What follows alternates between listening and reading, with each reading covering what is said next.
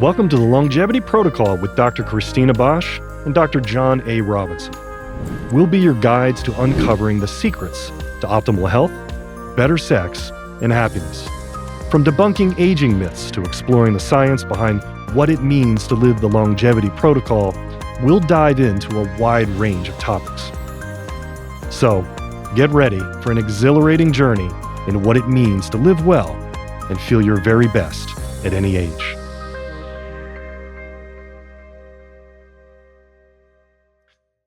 Semaglutide, Ozempic, tirzepatide, Mounjaro. Peptides, well, they are a type of peptide. Civic. Everyone's talking about this. Mm-hmm. I think this is an extremely important episode. We've already talked about this I've definitely talked about it on other Been a few just years. basic videos. And we've been prescribing this now, semaglutide, for over 3 years now. We were kind of an early adopters. Oh, yeah. In the whole beginning of that crescendo. Because we think it's a good medicine. I think it's a good medicine. Well, excuse me. When applied correctly. Correct. Yeah. It was something we were saying in another episode about the idea of, from a naturopathic, a wellness-based lens, how you take a thing, a medicine, and how you use it can get you a different result. And we look at the use of these particular medications in a very holistic way, and I think inevitably, therefore, a more effective way and a safer way to go about it. So it's a fantastic medication, without question. Yeah. I've never seen anything work so quickly and effectively for weight loss. And we work with patients all the time with their weight, and we give them many different strategies, and we can help with their weight loss depending on how much they want to play ball. Right. But once we've incorporated the use of this medication, it's gotten a lot easier. Oh, for sure. Without question. For sure. So let's get into talking about semaglutide. What is it? What's it good for? Is it good? Is it bad? Again, we're kind of already touching on what that really means, if it's good or bad. And what else is it doing? I mean, we're actually finding that it's doing more than just simply weight loss, and we can talk a little bit about that. But what is it? What is this semaglutide? So I'll put some of the technical stuff on it. Semaglutide is a GLP-1 agonist. Tirzepatide, another version, a sort of newer version of it, is a GLP and GIP agonist. So GLP-1 is glucagon-like peptide. And so it's acting like glucagon, which is, we think of insulin and the other hormone glucagon. Insulin is lowering blood sugar. Glucagon is actually bringing it up. And so it's a peptide that actually we have now found, and the body produces it naturally. So it is a naturally occurring peptide that we can now, that technically, and this is what's really important about this, it is not the actual peptide. It is an agonist. So it actually acts like an agonist to the receptor. And that is in turn doing many, many different things in the body. Certainly helping with blood sugar control, lowering blood sugar in a really, really profound way, because actually what it's doing is it's stimulating insulin, and that just pulls down blood sugar. It's preventing blood sugar from being produced in the liver as well. But one of the big things, and this is what everybody loves, is it is definitely helping with appetite suppression in a really profound way. It's slowing down how food is moving through the gut. So motility, or the word of movement, motility through the gut. And now with tirzepatide, which is like semaglutide 2.0, I call it. It's that sort of newer version of it. It's also called Mounjaro by one name. This is also a GIP. And then that actually is also GIP. When we were in school, I was kind of remembering some of this. GIP was just called gastrointestinal peptide back in the day. When you and I would have learned it, that's what we understood it as. Now we understand, in the past roughly decade or more, or even less, that it is more towards stimulating and insulin in a different way. They just didn't understand. So those two functions really, really profound in what it can do, again, with helping with appetite suppression, and helping with overall blood sugar control. And when you're having blood sugar control, especially when you're allowing insulin to work more appropriately, you're relying less on cortisol. Correct. So that's an important component, especially when you're talking about belly fat and visceral fat. And it just chews up visceral fat. It's amazing. And speaking to that, how do we know it's chewing up visceral fat? We measure it. mm-hmm. And meaning at the office. At the office. Yeah. I mean, we're measuring that. We use something called InBody. It's an InBody 570. There's different versions of InBody. This InBody body composition scale that we use specifically measures visceral fat. It's NASA uses this scale. It's 99% accurate. Like it's telling you not only how many. Sorry. What are you doing? I'm sorry. I'm sucking on cough drop at the same time while we talk because my throat is itchy. I thought you were flirting with me. I didn't know what you were doing. I can do that too. I was saying that not only does it tell you how many pounds of fat you have, but it actually tells you where that fat is deposited. Yes. Including the viscera. Yeah, correct. So which is the viscera around the organs, the trunk itself, each arm, each leg. It's a really cool device. That's really important because I'll ask patients about that a lot. I'll be like, where's your fat? Oh, it's in my belly. Okay, well, does it feel like it's pinchable fat or do you feel like there's a lot of distension? Right. That's a great, what a great tip to really be able to tell the difference. Because you'll see, some guys are walking around and they've got that sort of beer belly. Yeah. You could bounce like a quarter. Panic, right. Yeah. Off their stomach, but that's not fat on the outside. That's all the fat on the inside, which we know is worse for us metabolically, for our longevity, for our risk for diabetes.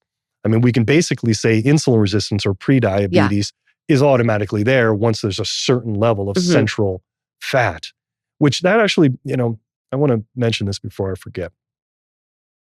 Why does Ozempic, why does semaglutide and tirzepatide work so well? Why have we seen it work so well for so many people?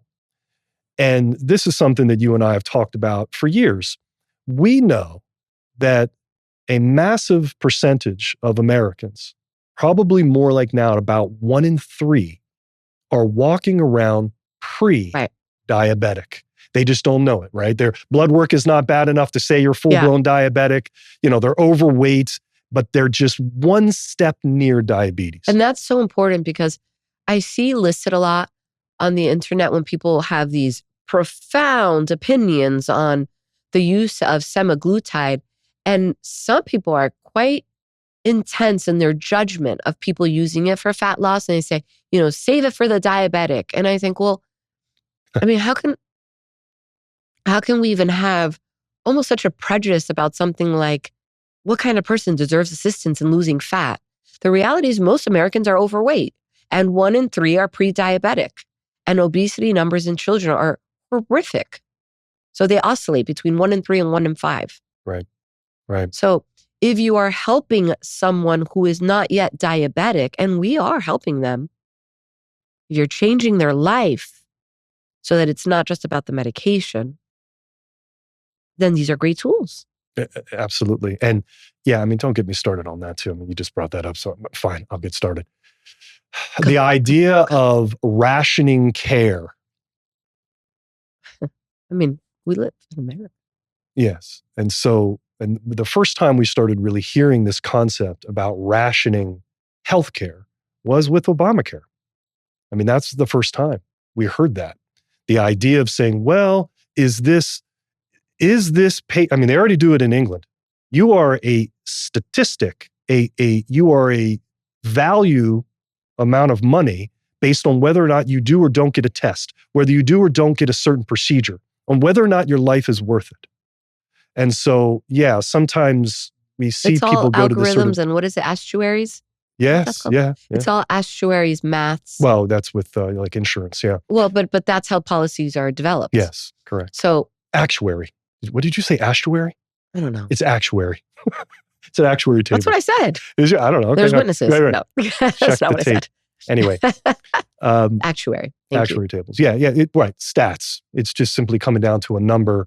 And I don't look at it that way. So if a patient believes, if the sacred doctor-patient relationship has established this idea of saying, I think this is the test, I think this is the treatment that we should do, then that should be honored the way I see it. But anyway, yes, you're right. There are people out there saying, leave it for the diabetics. Now, one of the reasons they were saying that too, because there was a national shortage, but there was only a national shortage on Ozempic, the actual trade name. Not on the peptide. Not on the compounded version. Non-branded, correct. right. And so we've always had access to the compounded version that is just as effective. Again, despite So should I be more understanding? Maybe perhaps this is a general rule. I should be more understanding. Yes, I should. But the point of the story that you're making is if there is an option and there is a willing participant in the patient, then it is our duty to engage in treatment. Absolutely. Now, there's an important distinction here, which I think is part of our talking points about why people say semaglutide might be bad or tirzepatide. And it's because there is a high incidence of patients, not our patients, losing muscle. Oh yeah, it's the biggest 33% risk. Up to 33%? Oh, they're losing more than that. You mean 33% of the people losing muscle? No, or 30% of their weight is up to 33% of the weight loss. 50%. We're seeing crazy numbers of, and it shouldn't ever be above 25% of the, if you lose 10 pounds, it shouldn't be more than 2.5 pounds of that weight being muscle. But I don't even want any of that. we both have patients who actually gain muscle while they're on semaglutide. Because they're changing the way they're living. And we're counseling them. And if you're not counseling and you're not changing the way you're living, then you're not actually addressing the pre-diabetic situation. Correct. So, okay, then yes, then critique that. I mean, look, at the end of the day, one should critique themselves. If you are not going to take responsibility for your health, then you're not going to have longevity. It starts with responsibility, personal responsibility. And when we're talking about something like semaglutide and tirzepatide, and you can see it. I mean, it's a look. Like we talk about it at my gym that we say, oh. Yeah, she did Ozempic. And it's not cute. No, it's you gaunt. look old. Yeah, right, exactly. They're losing weight, overall weight now, both muscle and fat, faster than the skin has a chance to retract. Right. Because the skin can, to an extent, retract with any kind of weight loss. And if you're doing it in conjunction with other hormone replacements, then you're enhancing skin laxity. So, I think the problem is that you're improving skin laxity if you do the hormone. Yes. I think the problem is that when you're using it as a fat loss medication, you're missing the point. I really just don't think that semaglutide is a fat loss medication. You lose fat while on it, but it's not fat loss medication. It's a metabolic enhancement medication. It's a metabolic enhancer. It's a hormone regulator. And this is the issue. So who's a candidate for it? People who have anybody overweight. Not even overweight. What if you're 5 pounds? If we were talking about technically, they say, well, you have to have a certain BMI, which I don't like. I don't like BMI, body mass index. And by the way, recently there was, it's an obesity organization. I'm forgetting the name at the moment, but it's one of the largest medical obesity organizations who finally kind of came around and said, BMI is not so great. And we're rethinking it finally after everyone's been saying it's as nonsense. A reminder, BMI has to do with height and weight. So there's an age, height, weight, age. But of course, that you see people, I'm 5'4". That's honest. I am 5'4". Although John says otherwise. 5'3". And I have lots of patients that are 5'4", and they weigh more than me. And I'm like, God, they look so good. Because they're just stronger. They're leaner. They've done more in muscle development than I have. So we tend to look at body fat percentage. Yeah, because they'll have a higher BMI and then they'll say, oh, my doctor says my BMI is too high. And I'm like, no. Because their body fat percentage relatively is lower. Body fat much more useful. Yeah, right. Because we're always looking at muscle. So kind of full circle back to this idea of preserving muscle. When you are on semaglutide or tirzepatide, it is really simple math. You find out how much lean mass you have. And again, our scale can tell that in a second. Yeah. How much lean mass you have. And then you need 1 gram of protein per pound of lean mass. Lean mass would be your body weight minus your fat weight. Mm-hmm. And that's for sustaining muscle. That's just maintaining, exactly. Not gaining. Enhancing. And you need about 10 to 20% above that. So if you weigh 150 pounds and you had 50 pounds of fat on you, you have 100 pounds of lean mass, you need 1 gram of protein per pound of lean mass, that'd be 100 grams. And then if you want to gain, you need about 10 to 20% above that. So about 110, even upwards of 120, particularly in a workout. Which is not easy to do. No. It's not easy. And I mean, we've And got it's lots not of easy when you're on the medication. yeah, we've got lots of tips and tricks. And I feel like a good part of my cerebral power goes into make sure that You're getting your I protein. like eating. Yeah. I'm not one of those like, oh, I'm full. You know, But it is I true. have a hard time I think with it. more women struggle with their intake of protein Yeah. more so And than the guys do. digestibility of the protein. Well, that's a big part of it. But what You've is learned true is that. if you're good at eating the 100 grams and then you're losing weight and you're still eating 100 grams, then you are in a gains position mathematically. Yeah, and the other reason why we'll see patients either not lose their muscle or not lose or gain muscle is because they're on hormone replacement They're on therapy hormone replacement. simultaneously. They're on injections that we use that are going to be, Muscle amino enhancement. acid supports, Mhm. dietary products. We focus a lot on the diet. So just like you're giving them that formula for protein, I am really adamant with my patients about when we're using semaglutide, especially once you've gotten into it, like get those first 48 weeks out of the way. Cause I think there is an adjustment period of understanding satiety, satisfaction, appetite versus I haven't eaten enough, right? There's a little bit of a training. If someone's not walking you through that, it's very difficult to succeed. Yeah. What are you thinking about those? You could tell I was thinking. You could see me. I was noodling on something there. I think that the other thing that we need to focus on so it's the testosterone's helping. So we've got that sort of comprehensive approach. We're making sure that the protein is there, The thyroid, the thyroid. simulating metabolism. So most of our patients, if they're having those types of metabolic issues, very often are on thyroid hormone with us as well. And that becomes part of the whole mix of improvement while they're on it. I mean, we did write an entire book on the thyroid. Well, it's kind of sitting right there. Oh, Yeah, Saber put it there for us. yeah. Yeah. That's actually the first book called The Hormone Zone was largely written for our thyroid patients, even though we talked about all things hormones and other concepts, health and spirituality and nutrition and other things. But then we sort of wrote this book as a little bit more of a streamlined approach to thyroid called Thyrazone. Mm-hmm. And when you incorporate thyroid hormone along with the testosterone and balancing estrogen and everything, then you're using this, semaglutide and tirzepatide. Mm-hmm. You're getting just so much of a better comprehensive result. Here's the other thing I wanted to mention. The side effects are very real with this medication. And Yes. everyone's talking about that, Yes. and that's true. We've also learned very early on how to mitigate a lot of those side effects. What we do is Friday night dosing. And what that means is what we learned early on, patients were injecting it. It's a small little injection you do subcutaneously into the stomach. To the belly fat. Into the belly fat with a very small needle. They were injecting first thing in the morning on an empty stomach. Right. And they would have more of the nausea. So the biggest, most Nausea common... and other GI distress. Sure. And those are the biggest side effects. The most Yeah. obvious ones are that, maybe some constipation, sometimes diarrhea, and the just GI upset. Mm-hmm. You just feel kind of crummy on it. We make sure we start slowly with the dose. We've got a titration process. Oh, the dosing is a huge and piece then of it. they inject on Friday night. Yeah. So they do Friday nights because also most people have eaten. We've encouraged them to make sure they've eaten by the time nighttime rolls around. They also do it at night because if they're going to feel a little crummy, they might actually sleep through it.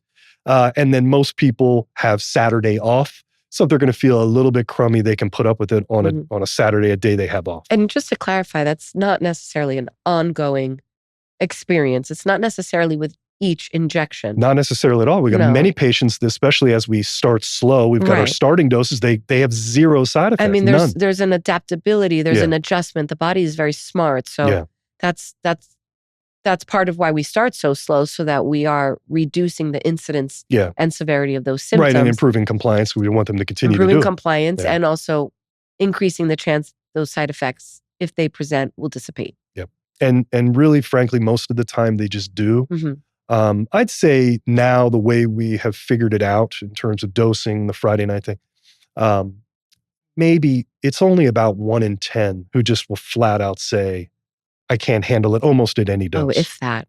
Which, by the way, here's another reason why we don't see as much of the muscle loss in the issue. Here's the other thing. Ozempic is over 2 milligrams. So the standard dosing would be FDA approved at that. And we have found that our dosing starts at 1/4 milligram, 1/2 milligram, and then we usually max out at 1 milligram. And we learned that early on. We started doing that. We realized we were getting great results. Even on the starting first month dose, they're still getting great results. And there was a study that came out not that long ago. It was just kind of a large observational study with dosing and what they were doing with patients and what their results were. And the average dose for these patients in terms of effectiveness was 0.77 milligrams. So there was patients who were getting, results on a little bit less, a little bit more than that. But really going above 1 milligram most of the time isn't necessary for the standard insulin-resistant patient that needs to lose 20, 30, 40 pounds, somewhere in that range. Yeah. Perhaps if they're full-blown diabetic, and then that's a different story. Most of our patients aren't full-blown diabetic.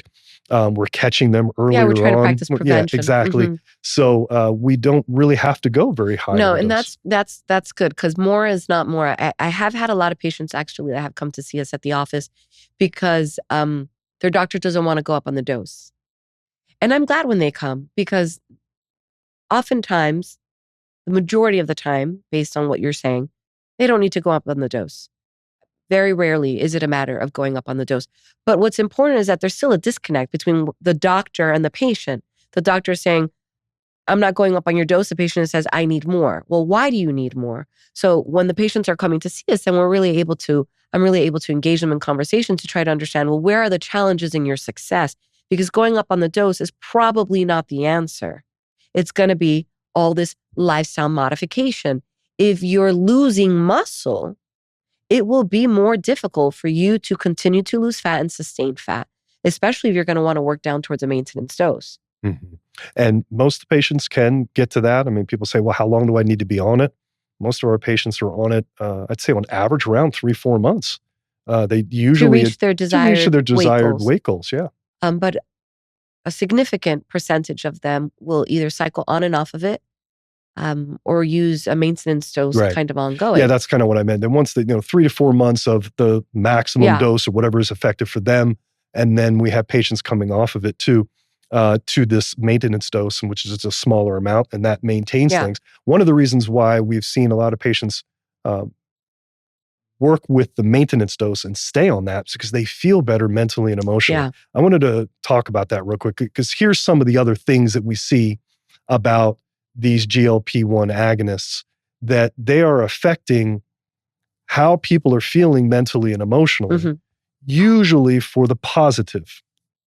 And that means that, our second brain is our gut. We say gut instinct and these kinds of things. That's all for a reason. 80% of our serotonin is being produced in the gut. So this sort of a relationship with the brain and the gut is just already very well established and understood. The gut biome, everyone's talking about that. Again, these are things that we've been talking about for years, but gut biome is a pretty hot thing here lately, because it's true, and that affects how we feel mentally and emotionally. And nobody talks about, I don't feel like I hear anybody ever talking about intrinsic factor, and an unhealthy gut is literally a malnourished gut, no matter how much the person is consuming, even for those people that are eating really well. So healing up that gut is a big part of it, and this helps. And it helps so much for the people that are having challenges maintaining a healthy weight despite healthy lifestyle practices because of stress weight.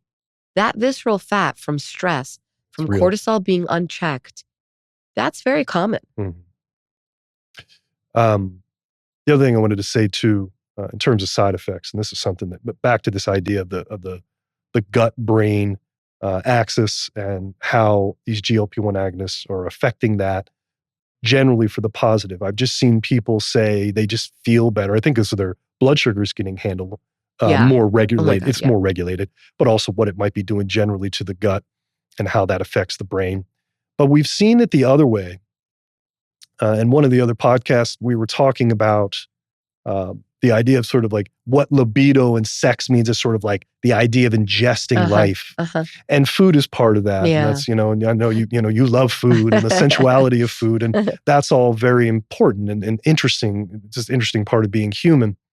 But what I have found that some patients will say to me when they're on these GLP-1 agonists, they'll say, I don't know, I just feel kind of blah. It's a certain type of, I don't want to say it's depression, but they're not excited about ingesting life. Right. And because it really does shut down your appetite, and appetite in food has so much to do with, sort of excitement and these types of things about life. So I have definitely seen that. This is why I think that, you got to really watch. You have to have a relationship with the patient when they're using these medications. People are out there using these medications. They're going online. They don't have a relationship with the provider. They're simply just getting it. They're not getting the right dose. They're not being monitored about their muscle. And they're not able to really have those kind of conversations about how they're really feeling. So people need to say, what am I trying to achieve? I want to be skinny. Oh, no, that's not the right answer. It's not the right answer. I want to be leaner. I want to lose fat. I want to gain muscle. I want to be healthier. I want to have a healthier relationship with food. This is what makes a good semaglutide tirzepatide candidate. They'll get the most out of it, and those types of patients will not have problems. And they will get the longevity out of it. Yeah. Right. So, in conclusions. It's not what you do, it's how you do it. Make sure with these types of medications, you are being guided properly. You're definitely watching your protein intake. You're maintaining your muscle throughout the process. Right. You're using it in a finite way, but don't be afraid of using it long-term when you're being monitored correctly. And it has benefits with how you're feeling mentally and emotionally beyond just simply losing fat. Yeah. And use it as part of a comprehensive approach to your wellness. To longevity. And to longevity. Absolutely. You'll live longer if you combat obesity. You're going to live longer without question. I would then add to that just 2 highlights to what John reported. One of them is the importance of having dialogue with your practitioner. Sometimes you don't even realize you're starting to feel blue and you don't associate it with, perhaps it's because your disruption in eating has affected your quality of life. That's important. And the other thing I would say is that the sensuality of eating is really important. And I love that movie, Big Night. I love that movie. We just watched it not too long ago. It was like New Year's. It was New Year's. Wow. But, we watched it again for the first time kind of a thing. I think it's a wonderful medicine. And if it's not a wonderful medicine for you, then you need another partner in managing your treatment. Right? Absolutely. Okay. I love you. I love you too.